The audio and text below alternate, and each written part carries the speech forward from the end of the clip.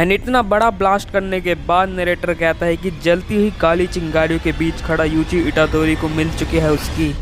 तो दोस्तों jujutsu Kaisen के चैप्टर 256 के लीक्स आ चुके हैं। मैं पर्सनली इस चैप्टर के बारे में ज़्यादा एक्साइटेड नहीं था, लेकिन इसके लीक्स देखने के बाद मेरा फर्स्ट रिएक्शन यही था कि बहुत बड़ा कांड हो चुका है जुजुत्सु काइसेन के अंदर। तो without wasting any further time let's begin.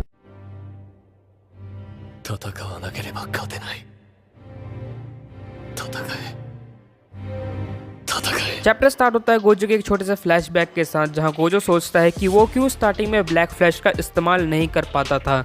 जहां सबको लगता था कि गोजो की सिक्स साइज वो रीज़न है कि उस स्टार्टिंग में ब्लैक फ्लैश को नहीं हिट कर पाता था, लेकिन गोजो कहता है कि इसका कोई एग्जैक्ट आंसर नहीं है कि ब्लैक फ्लैश कैसे यूज़ करते हैं। गोजो कहता है किसी भी यूज़र को अगर ब्लैक फ्लैश मारना होता है तो उसको अपनी कर्ज एनर्जी अपने पंच के अंदर फिल करनी होती है, लेकिन फिर भी ब्लैक फ्लैश हिट करने के चांसेस यूज़र के लक के ऊपर डिपेंड करते हैं, यहाँ तक कि गोजो के लक के ऊपर भी।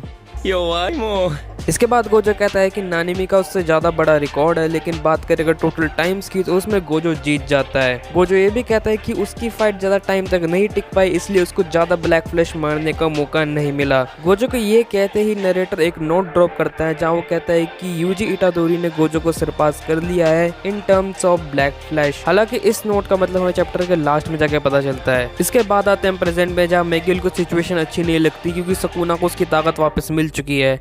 यूजी सोचता है कि सुकुना को शायद से रिवर्स कर्स टेक्निक वापस मिली है, जहां चोजो रियलाइज करता है कि मैगिल और लोरी हमारी मदद करने के लिए आए हैं, तो हमको सुकुना को रिवर्स कर्स टेक्निक मिलने से पहले हराना होगा।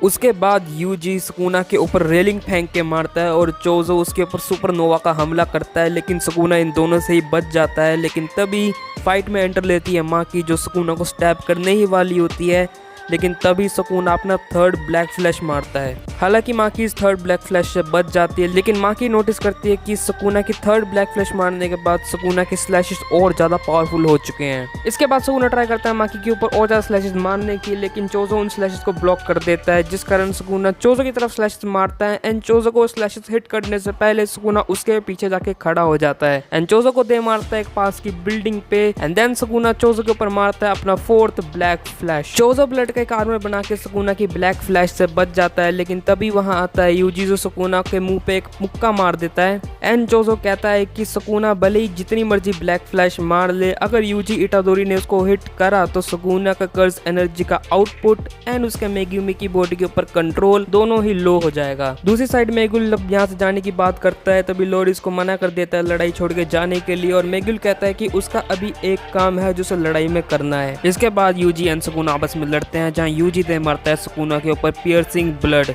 हालांकि सुकुना उससे बच जाता है, लेकिन तभी नरेटर कहता है कि जब महितो और यूजी लड़े थे तो महितो ने यूजी की ब्लैक फ्लैश को सेंस कर लिया था। ठीक उसी तरह सुकुना भी सेंस कर पा रहा है कि Yuji is about to hit a black flash, लेकिन सुकुना एक और चीज सेंस करता है कि उसकी कॉन्शियसनेस कहीं और ही जा रही है। तभी हमें पता चलता है कि लैरियो ने एक्चुअली में सुकुना को ग्रैब करा हुआ है और उसकी कर्ज टेक्निक ये है कि वो किसी चीज को फिजिकली तो ग्रैब कर सकता है, लेकिन उसके साथ साथ वो उसकी कॉन्शियसनेस तक को भी ग्रैब कर सकता है। एंड इसके बाद इटादोरी मारता है जुजुत्सु काइसेन की अब तक की सबसे बड़ी ब्लैक फ्लैश।